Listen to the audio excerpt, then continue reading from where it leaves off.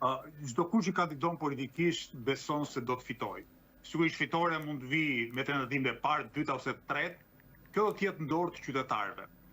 Ajo çfarë unë vrej me kënaqësi është fakti që mbështetja për lëvizjen bashkë në Shqipërinë përgjithësi, por në Tiranë veçanti, rritet dhe rritet shpejt. Dhe ky nuk është thjesht një pretendim i dëshiruar nga unë, por është edhe i bazuar në fakte. Dua t'ju sjell në vëmendje faktin që në muajin nëntor, ku do duhet kishte zgjedhjet parakoshme për Bashkinë e Tiranës për gjykata kushtetuese i anuloi, është bërë një sondazh në një televizion kombëtar ku rezultati im si kandidat i Lëvizjes Bashkë për kryetar bashkie shkonte rreth 12.5%, që është diku te 3 fishi i rezultatit që unë kam pas si kandidat për kryetar bashkie në vitin 2023.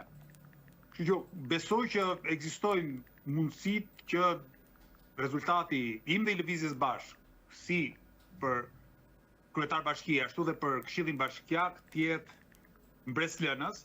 Nëse kjo të përkthehet fitore apo jo, askush nuk e di dhe do të ishte arrogante nga ana ime të thosha po ose jo. Këtë gjë e din qytetarët, e di secili ndërgjegjen e vet.